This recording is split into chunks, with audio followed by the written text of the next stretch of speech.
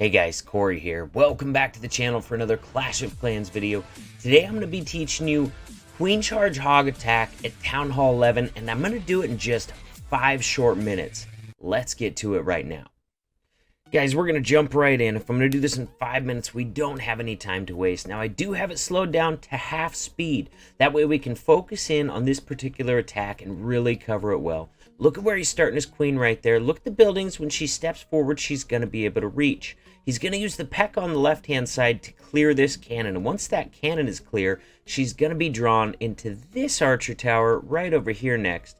Even if we're not counting the other buildings out here that should draw her over to the right-hand side. So in that manner, he's with that peck over there on that cannon. He's really ensuring that his queen's not going to wrap back around. She is going to walk down and to the right, and she's going to follow a wall wrecker in there into that base, taking out this multi-target Inferno, which is great value, but more importantly, going to grab the 2 things that you absolutely have to get on any hog attack, and Queen Charge Hogs is no different. Those 2 objectives are going to be the enemy CC, enemy Queen. I know I talk about it a lot, but anytime I cover hogs, I run the risk of having somebody that has never watched my channel before, so I always try to cover those main objectives that you absolutely have to get.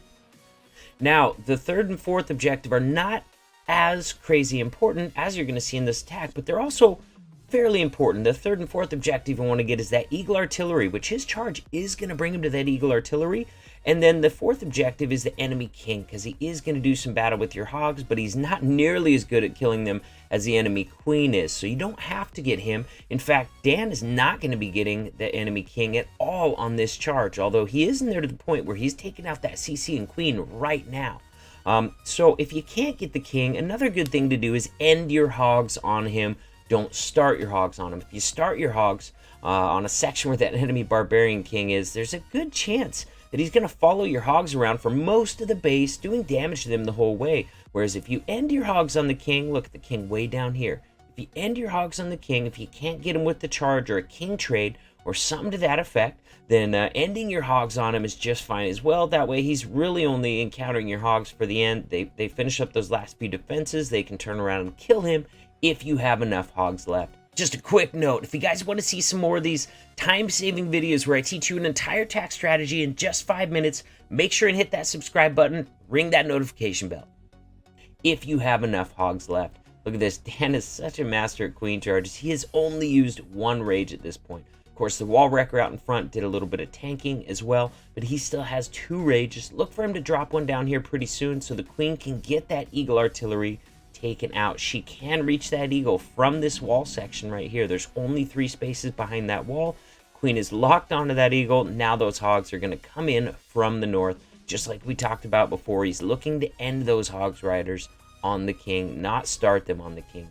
Now the Eagle Artillery is just the opposite of the king. If you can't get it with your charge, make sure you get it immediately when you start your hogs. So here we go, hogs coming in. And also notice in this composition, he's still got 4 party wizards actually in this composition, because at this time we still have access to those and they do more damage than regular wizards. But 4 regular wizards going to work as well for cleanup.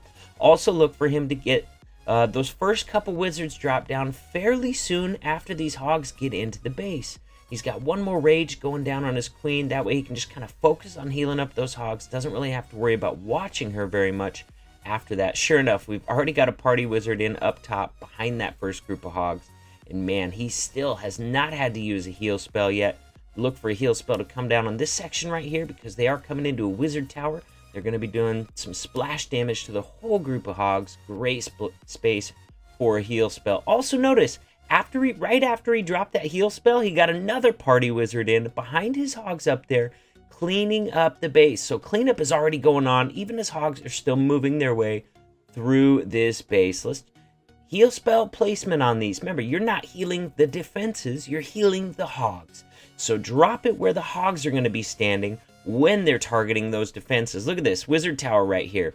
The wizard tower is not covered by the heal, but the hogs, where they're standing when they're going to be targeting that wizard tower, that heal spell does cover. So even though the heal spell doesn't cover the wizard tower, it covers those hogs while they're firing away on the wizard tower. Grand Warden usually going with the hogs on these attacks.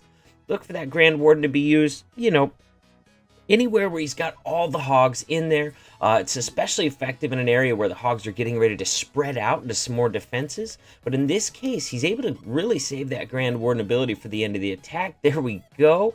Covers all the hogs in the Grand Warden ability. At that point where he popped it, they were facing off with the multi. They were facing off with the Wizard Tower. Once again, covering up the splash damage defenses, or at least the hogs, for those splash damage defenses. God, what a beautiful attack. All right, guys, probably out of time. 5 minutes is a very short video. If you haven't done it yet, hit that subscribe button, and I'll see you guys in the next video.